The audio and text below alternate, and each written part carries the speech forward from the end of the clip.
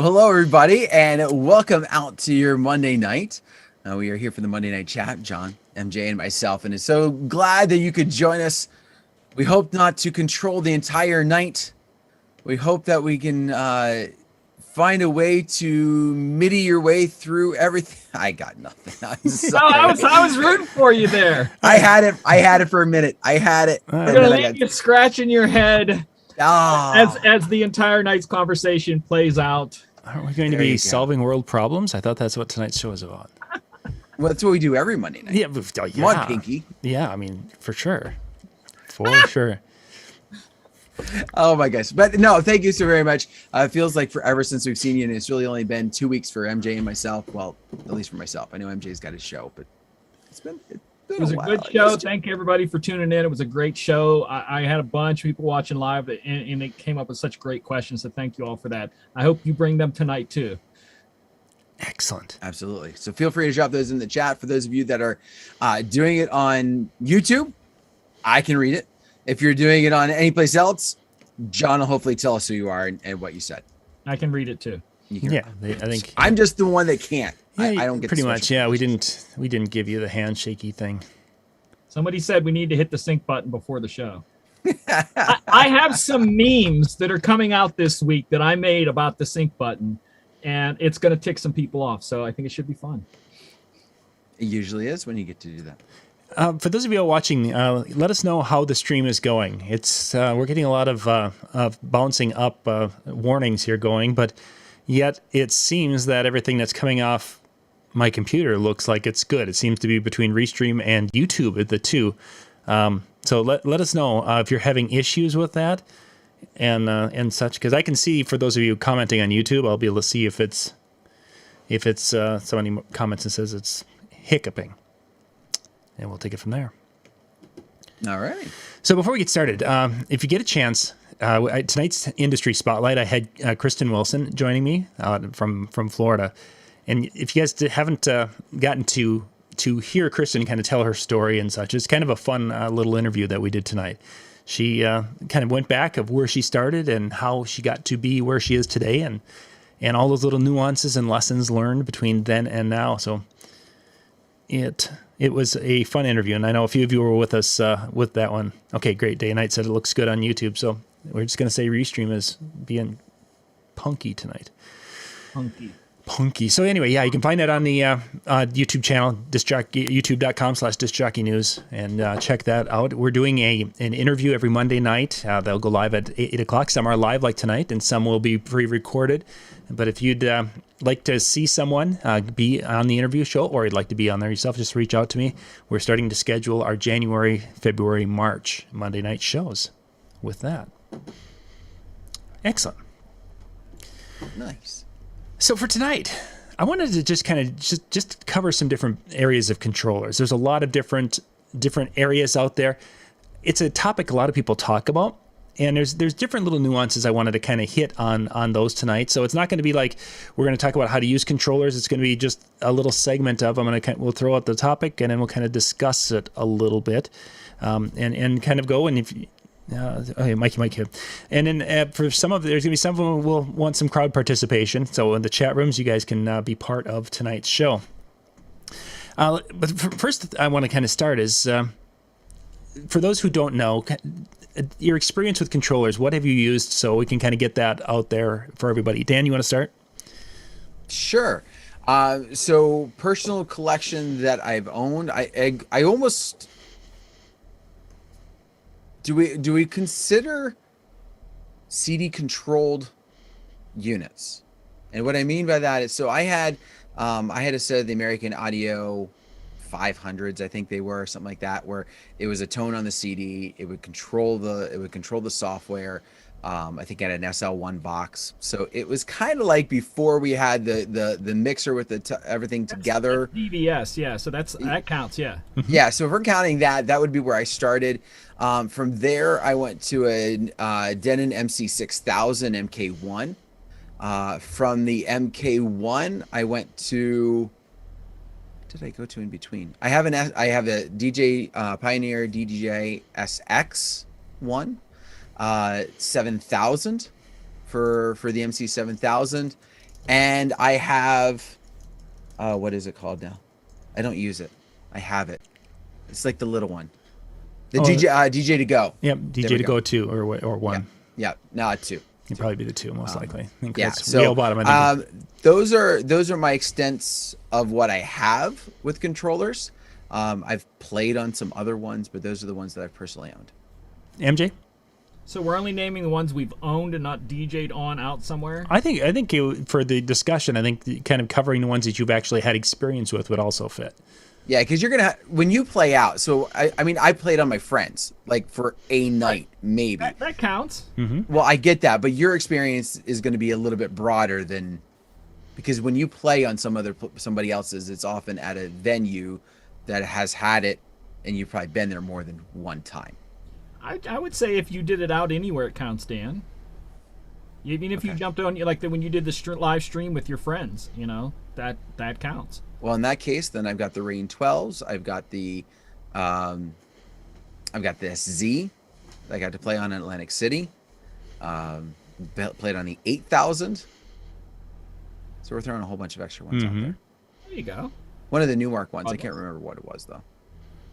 Not the moving platter one. It was a different one. NS6, maybe? Okay. I'm done. Go ahead, MJ. The list is going to be endlessly long, and I'll try to ramble through it absolutely fast as I can. Because I we're going to talk about the Denon MC 1200s. I'm sorry, because the 1000s were before that. They were CD only, so we're skipping up to the next one up there. The 12,000 the 1200 was computer controlled. The 6000 MK1, MK2, 7000.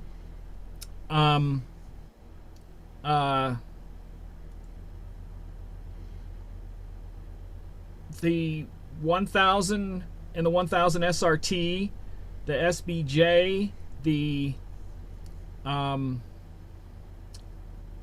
Serato DBS with SL4 box, I think it was. I'm trying to even think out.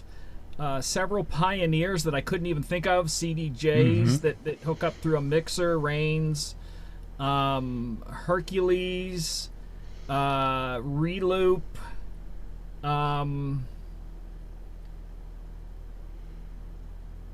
The Denon 5000, 5000M, 6000, 6000M, Prime 4.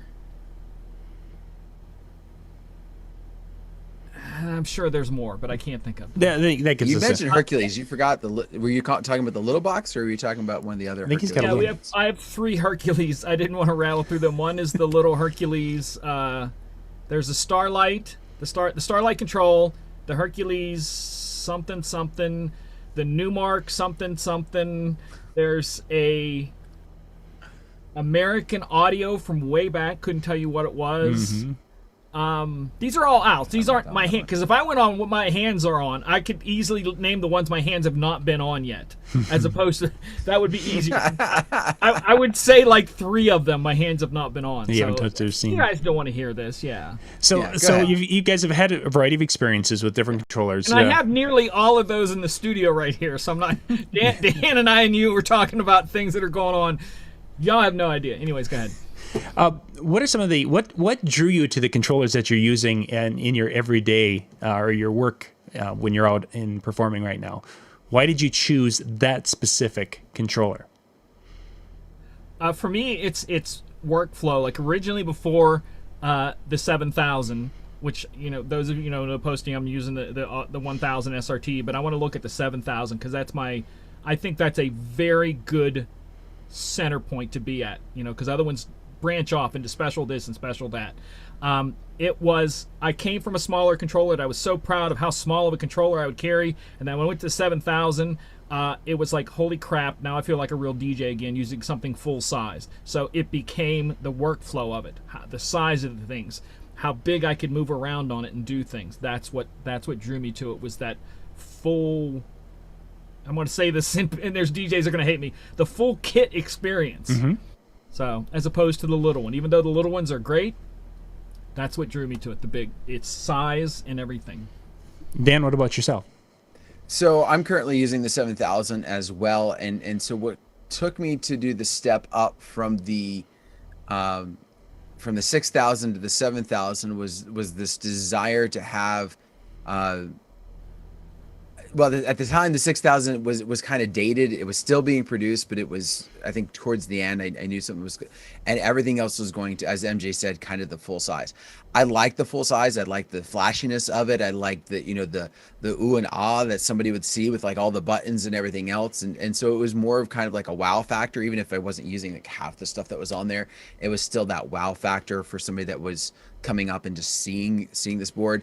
But one of the things that really catered me more towards that versus, say, at the time the SX, this was before the 1000 from Pioneer, was the mic control. I did not want to lose a channel so I could have a mic. Mm-hmm. So the SX that I have really became what I was using for schools, because I really didn't need as much. I was only using one mic, but with weddings I was using two. I wanted to have that full control and not lose channels as a result. Mm-hmm. So the 7000 allowed me to have that. MJ, besides the touch and feel and the workspace, did the microphones really matter to you? But there was a jump. That's the weird thing that people talk about, like, oh, I own this, it's good enough. I went from, what did the 6000 sell for, Dan? Do you think it originally was what, 600 or 700 maybe? I bought mine used. But yeah, let's say I think it was around the 600 range. The other one was over 1,000, and there was such a huge difference in mic sound between the two, because there's new technology. It's a thing you got to think about. It's not just a more expensive sound card, which it is, but it's newer technology. So when you switch to these things like we did, it's not just, oh, it's bigger. It literally is better. You're paying more for that sound card. So the mic didn't matter much to me, but there was a large difference on both the mic and the sound that was coming out of it into speakers. Excellent. And yeah, Dan, you mentioned from the 6000, the MK1 to the MK2, and I think you mentioned both of those that you have played with a little bit. I just did MK1. MJ had both. Okay, MJ had both. Still have both. One's up for sale. I have a buyer on it, so it's gone. So that was such a difference between the two, because I have had both of them, and for the longest time the MK2 wouldn't work with Megaseg, so I didn't use it, and that so I was using the 6000 forever, and then eventually when you started getting me into virtual DJ, and it worked with the MK2, and the sound quality was just night and day difference, I thought, but that might have been just me moving from software also. Well, no, I remember that was one of the drawbacks that when that came out, when the MK1 was out, there was a lot of people talking about, oh, the mic sound horrible, or there was such a weird gain structure within the mic that you really kind of had to play with, or you were getting feedback pretty easily. Mm-hmm. At the time. And I don't think it was every unit. I think, if you had one of the earlier MK1s, it was more of an issue.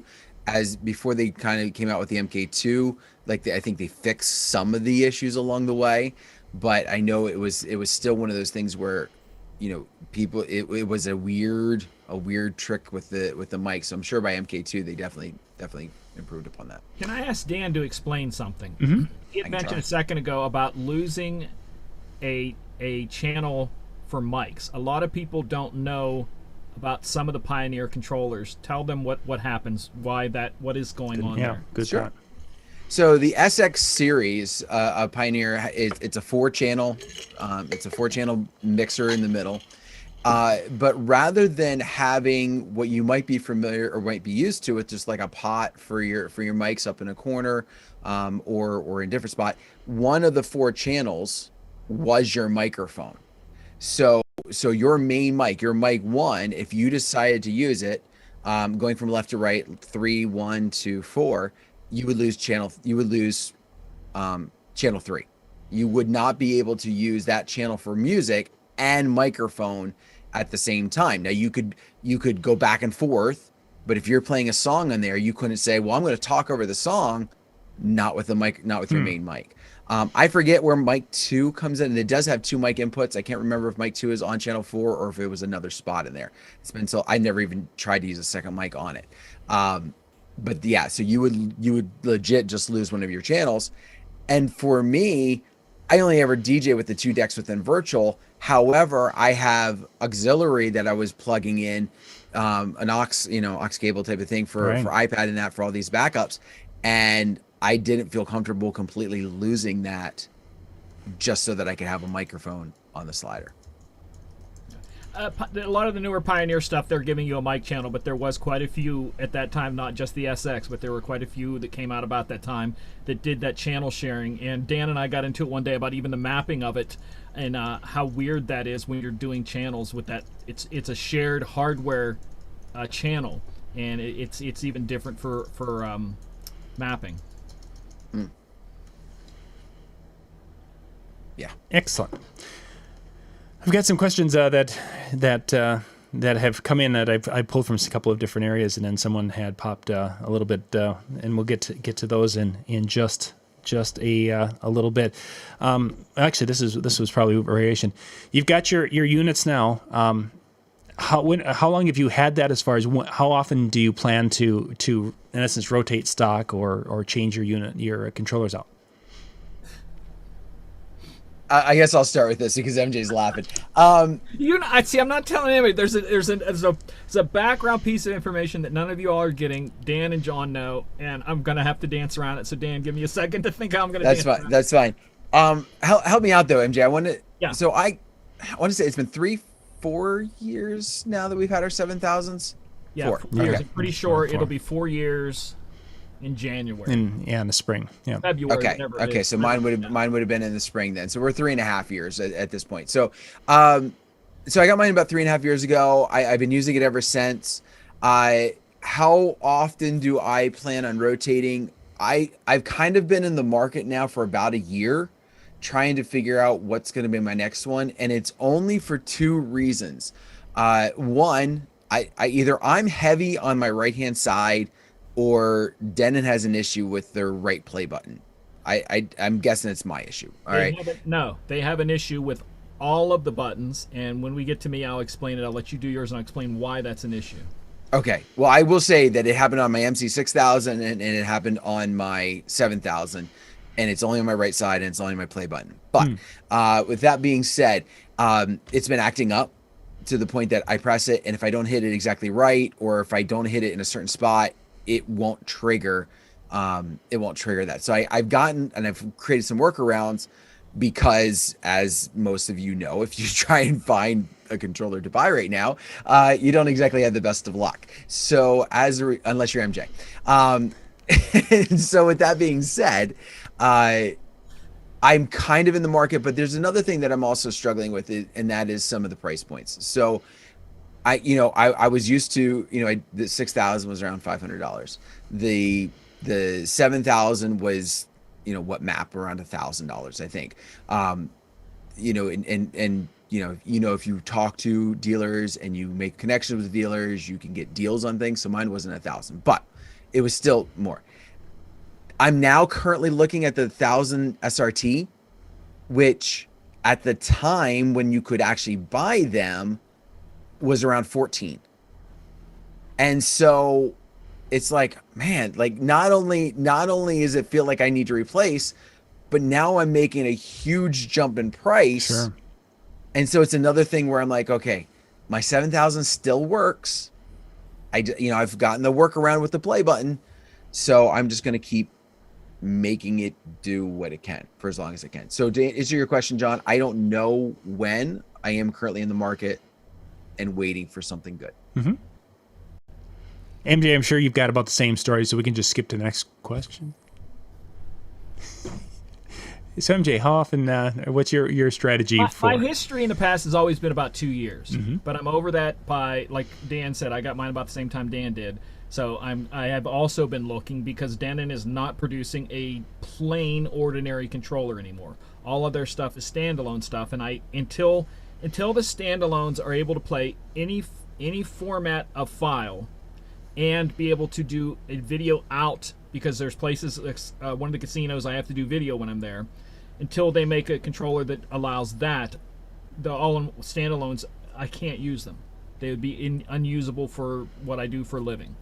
So I'm now, again, looking for a plain ordinary controller. Denon does not offer that anymore, so I'm having to look elsewhere. I've had as you follow me, I've had my hands on a new SRT for a couple of weeks. It doesn't work for me because Pioneer locks down hardware within that. Even to the point of, Dan, you and I and our Denon, and John also with your 8000, you have a switch to turn it to stereo or mono. Okay, that is usable for a lot of different things because if you want to do split Q headphones in a device that doesn't have split Q, virtual can do it, but you have to put the unit into mono mode. The SRT, to put it into mono mode, you have to hold down 2 buttons, power it up, then that goes to a submenu on the hardware that you switch to mono, power it off, power it back on, now it's running in mono. So it becomes, it's just the stuff that Serato Pioneer locks down on a controller drives me bananas to where I can't MIDI map stuff. So I'm hunting also, but my average is 2 to 3 years. So I'm trying different things out now. My friend just got one of the Rain ones that I'm going to go over and try it out. I don't think it's going to be for me because because of virtual, I use the stems, and with a 4-channel controller in virtual, you can control the stems with the outside 3 and 4. Rain 1's a 2-channel, so I would lose that if I went that direction. So I'm still hunting like Dan. I think I'm going to be right now because of the thing and not being able to find stuff. And Dan, if you do want an SRT, I believe I sent you the thing from eBay. Did I send you that picture? Oh, I went on there at eBay and typed in SRT 1000 and did a search. There's lots of them there for sale. The lowest one is like $1,700 or $1,800, going up past $2,000. So you did send that link. You sent that Wow. Yeah, so if you want one, they're out there for a right price. But like I said, I'm waiting. So what I'm thinking is with this shortage of things, I'm just going to hold my money until spring and see what's then. MJ, the button thing, Dan, that you were talking about. Really quick, John, is that the buttons, all the buttons, like let's say the cues for each channel, it's on a plastic thing like this, and the buttons are down here. And in where that breaks off, so it's not that perfect tilt, it's now free floating. And that's why it's not hitting. And to play, Q and something else are on a tree there. So my play broke. Yeah. So I've had my unit, the one that I DJ out, has been sent back, repaired once. I've got broken stuff again. So it's a bad thing with them. They're seeing it on the 6000 bigger series, Same problems with the buttons. So that whole issue with them and those buttons is just stupid. So let's jump to the and MJ. This is probably going to be more something you might hear more of. Is people are talking about trying to get gear repaired and the difficulties. Have you been hearing things like that? And not as much now because during COVID, places were just shut down. But you can find stuff now. It's not that difficult. I mean, I don't think it is. I mean, like, what are they? Oh, they try. I know what you're thinking about. Parts. There are places open that can do it, but parts are difficult. Example, my friend had one of the EV systems, okay? And one of the boards in the back, I don't remember what it's called, but it's not the amp, but it's something in the back, went on one of his. He called, they go, we have one used one here. And he goes, I'll take it, I need it. He goes, yeah. He goes, is it a white one? Because my system's white. And they're like, no, it's a black one. He goes, I'll take it anyways. Because they didn't have it. So he has a system that's all white except for one of them has the black back plate. There are parts that are tough to get a hold of right now. So in that sense, yes. And then, of course, that bridges into somebody mentioned earlier up in the chat, they're wanting to buy a controller, but they just can't get a hold of them. Have you heard anything in your in your connections there, MJ, where people are talking about when these things will be available? Everything that I'm hearing, the best date that I've heard in the Pioneer world is first of the year. That's the earliest date that I've heard. Everybody else is talking spring. I mean, example for this, John, is you brought to our attention that NAMM moved from February to June.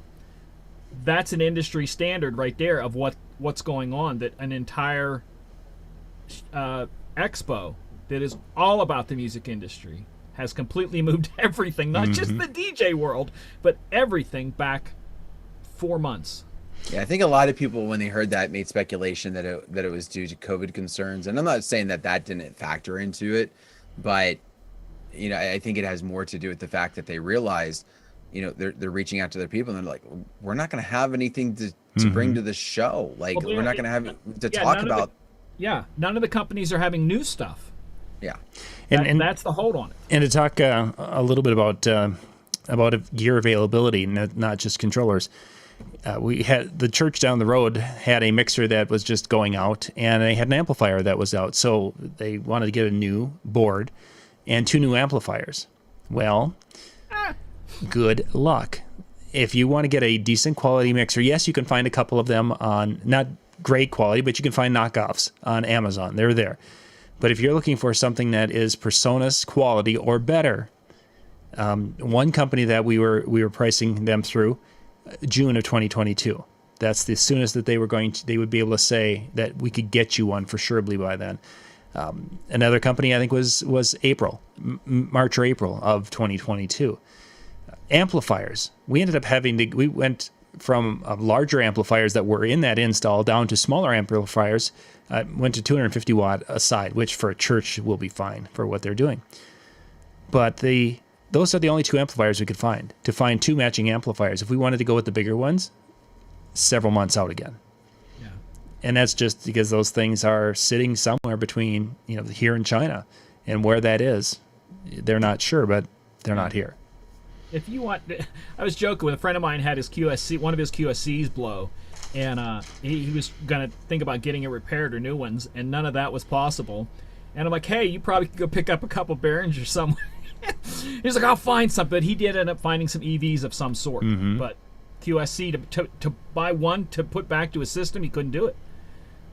I'm just saying, I have a pair of speakers, and now is the time. If you have stuff, if you're willing to part with it, like Dan and I talk about, like I luckily, and I would say this luckily as in not found it, but thought enough ahead, way before, like just before COVID, to buy a used backup 7000. And if you can get something like that right now, I would tell you to get it, because if yours crashes, that is going to be your only option for a while, unless you really want to buy something smaller, cheaper. Like if you're on a pro level, you're going to be limited. I mean, the Newmark that they just came out with that had the speakers included and such, those are some of the first controllers that are available right now in a long time. Otherwise, you're not hearing. The Rain ones are out there because I teach DJ classes for Guitar Center, so I have a chance to look at their inventory for things. And a while, I don't know, it's probably 3 weeks ago, I decided to look and see if there were any SRTs in the entire United States at any Guitar Center or warehouse. There are 0. But Rains, between the stores and the warehouse, there was about 600. So if you want a Rain one, it's out there. They're probably jacking up prices on them, but it's something you could buy. So again, what you want, you may have to be picky or pick something else part-time, something like that. Or buy used, maybe. Be willing to pay a little bit for used. Just kind of going there. The chat here, talking about the Roland. And Roland is a possibility. I saw Roland come across at a decent price. It was the 707, like Dan talked about. Yep. Came across a while back. I just saw a Pioneer 200 come across today for a good price. It just depends on what you want. You know? Yeah, I was actually watching some in the local marketplace here. Somebody had put up some QSE speakers, and they were asking a little over what the map pricing was for speakers that had been used for 2 seasons. Later in the day, it was pending. Later that night, sold. I think this was like 2 days ago, maybe. And then maybe somebody came in and gave them less than that, but I mean, just to have a listing out there that is that high in price, and yeah, they might have come down a little bit, but they're still getting premium. What were they, John? 12s or 10s? 18 subs and the K2 tops. Am I saying it? K12 There we go, 12.2. Yeah.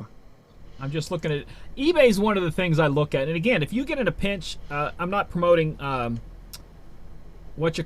Guitar Center, but they do have a used section there that you can get, and you can get warranties on them.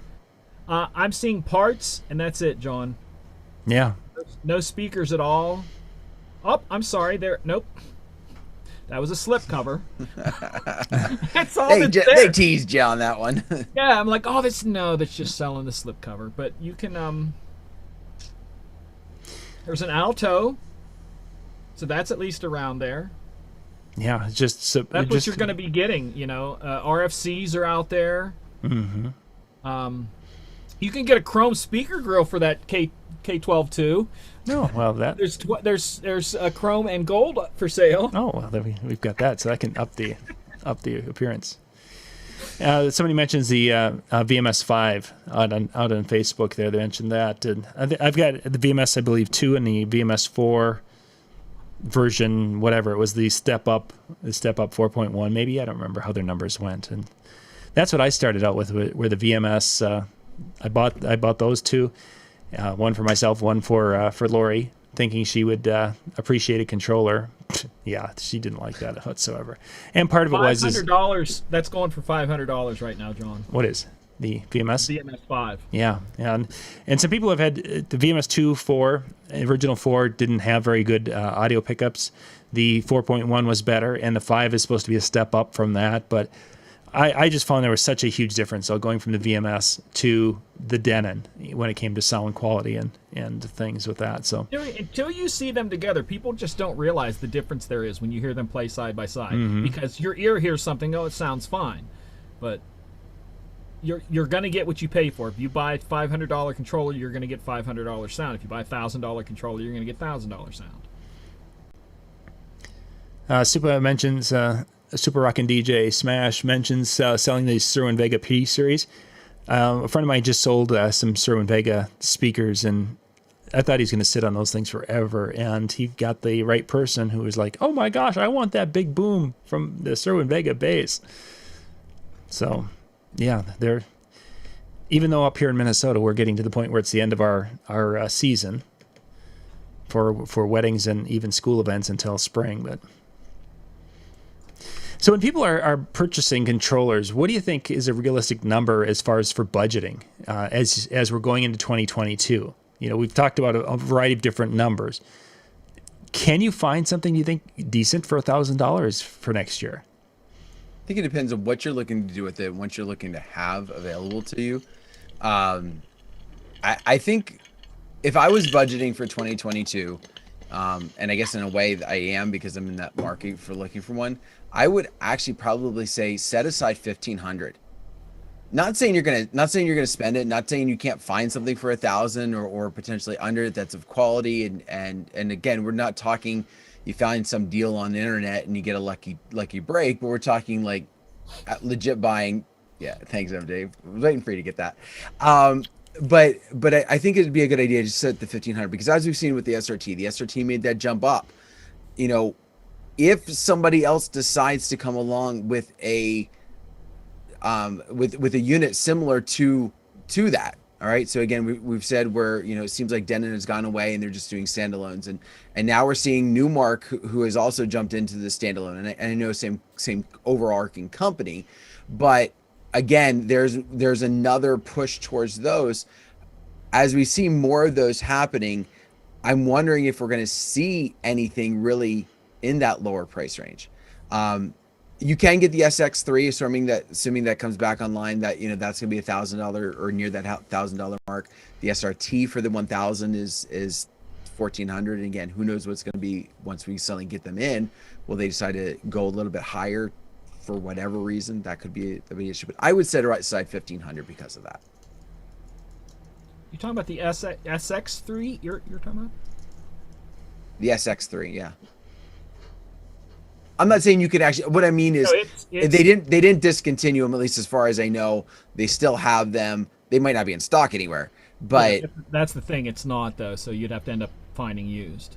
Right, but what I'm saying is, like when they're stock again, right. I'm assuming that's going to be in that was in the 1,000 range. Would they put it?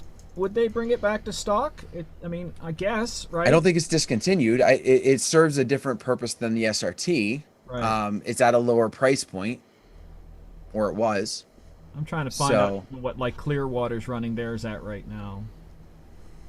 Just curious of the prices, because like Dan said, everything's going up. You kind of have to, I would say minimum, whatever price you paid before, at least a couple hundred more you got to hold back now. Mm-hmm.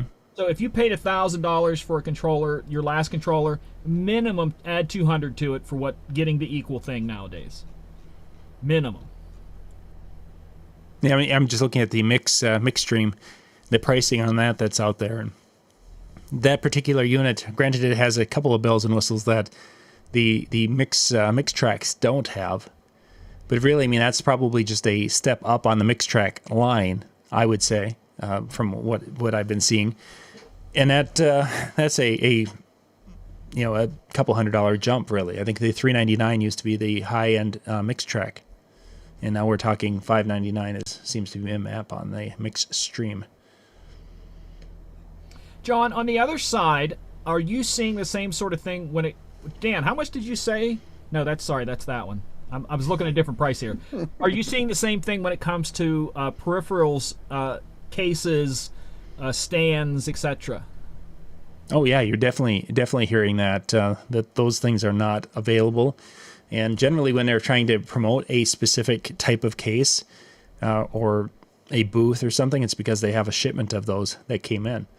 Otherwise, finding cases, and even if you go and just doing an Amazon search, typically on with Amazon searches, you'd go and you'd say look for a mixed stream. Just use that as an example. Yeah. And if they were sold out, you'd still be able to buy one, or you'd be able to go there and say, oh, it's going to be coming in 2 weeks or something. You're not even seeing listings for some gear out there right now because it's not there, and they have no clue of when to expect it. So it just doesn't happen. I like the Amazon thing that you get the Prime 2-day shipping. You click on that, it says will be available in 2022. Yeah, it's really kind of a big problem with things. Okay. You like Dave's comment there. I was reading Brian up there. Brian, it's because you guys hang out so late. If you guys would just the crazy kids in their all night parties that they do on Tuesday nights.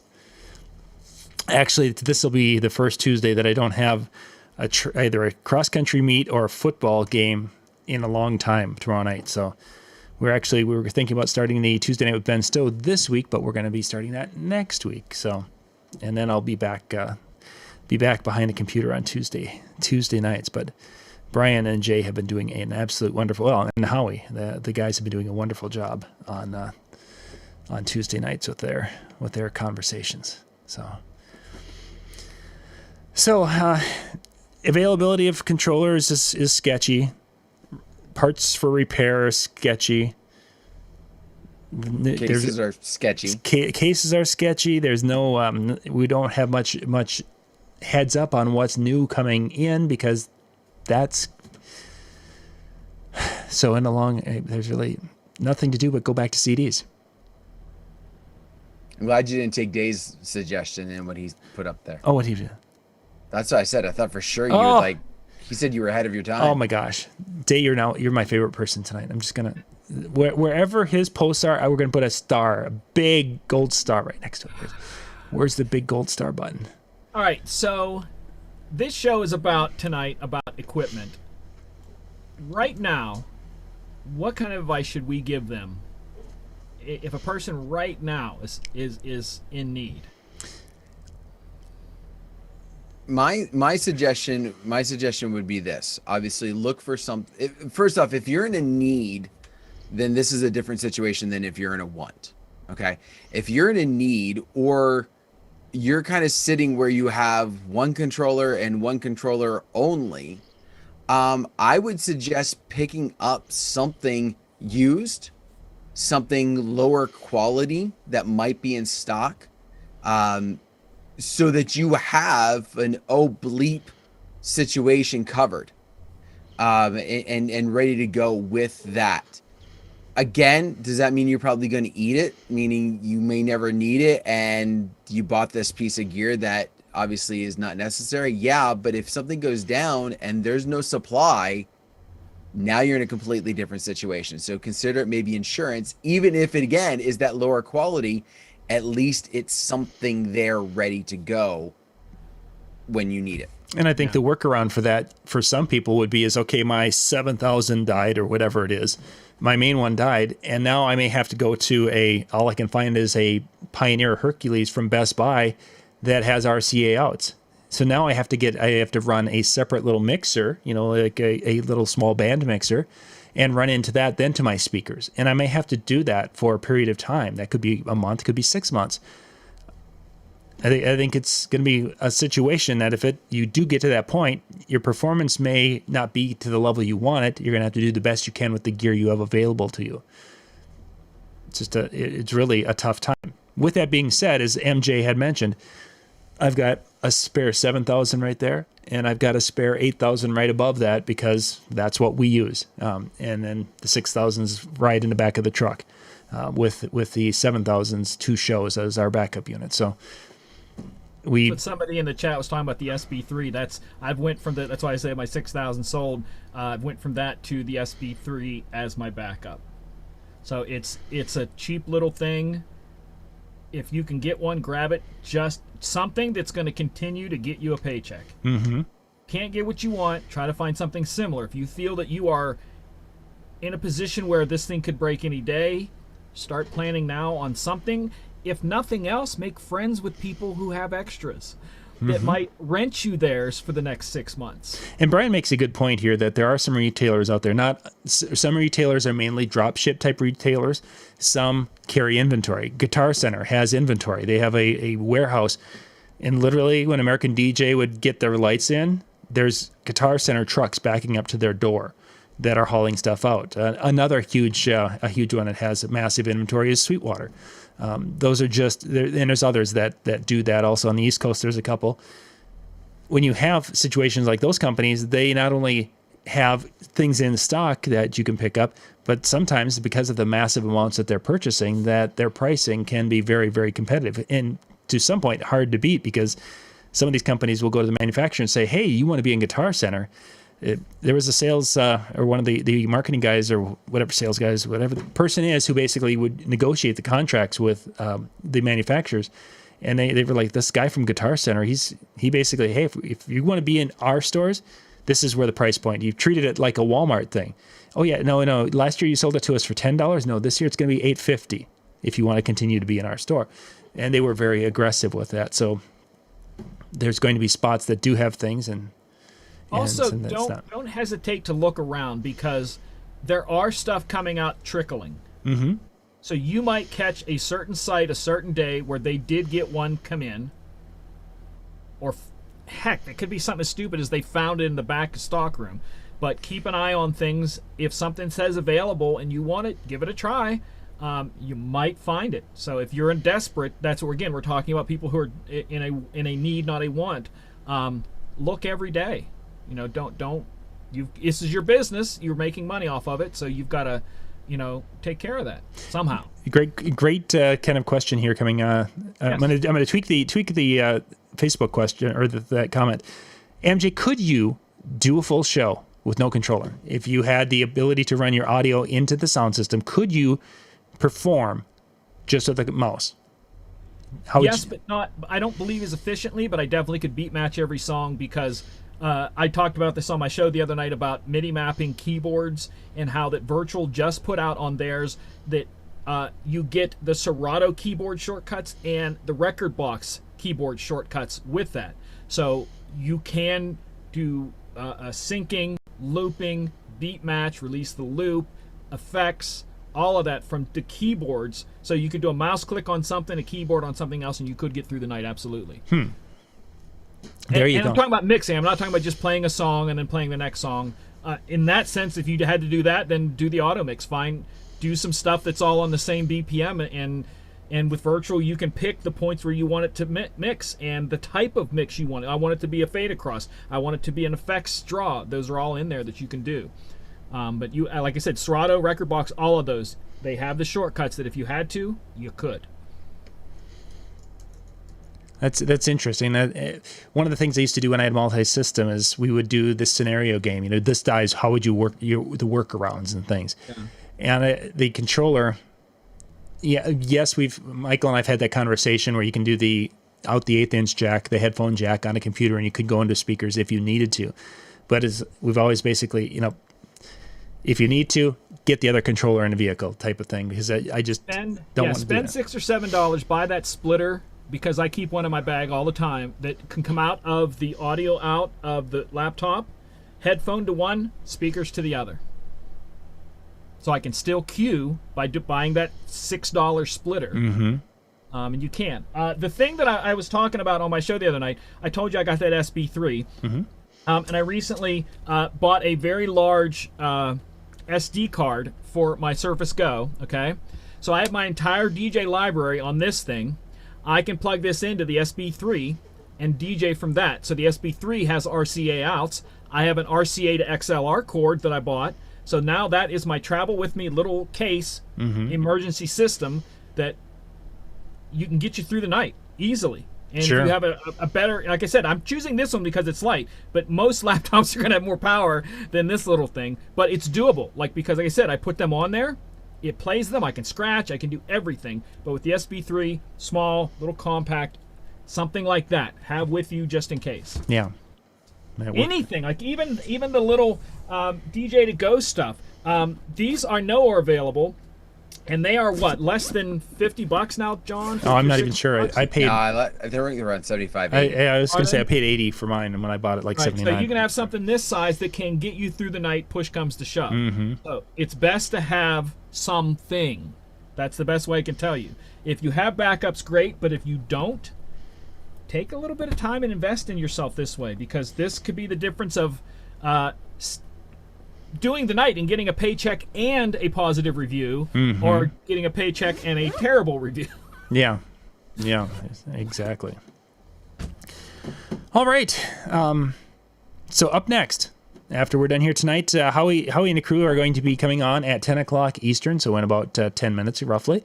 Let's see, what are they going to be talking about? Tonight they're going to reveal what they do in their downtime, as well as, we know what Brian does. He decorates the disco porch, because it's all decorated for Halloween. And then what ideas worked and didn't work for a new way of doing business. So, excellent.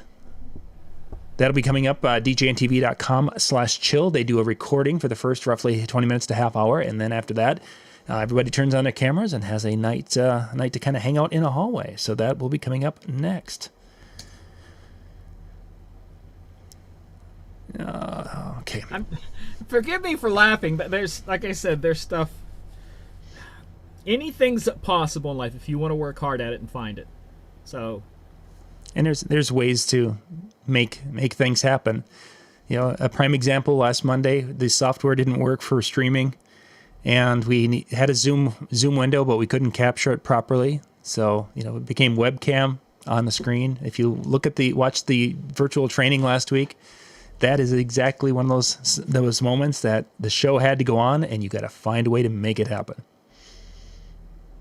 So show must go on. The show must go on. So, so Tuesday night, Brian and Jay will be live tomorrow night, or doing at DJNTV.com/chill in the chill room. They'll be doing their show at 10 o'clock. And we're going to be dropping last week's Howie, I believe, is going to be dropping at 9 o'clock tomorrow evening. And then next week, we'll be back with a Tuesday Night with Ben Stowe episode. So 8 days from now, not tomorrow night, but 8 days from now. MJ, are you up on Wednesday, or what's this week looking like? Not this week, back again next week. Okay, next week. So, excellent. What are your thoughts about getting the 1,000 from out of the country? Ooh. You're gonna pay so much for it.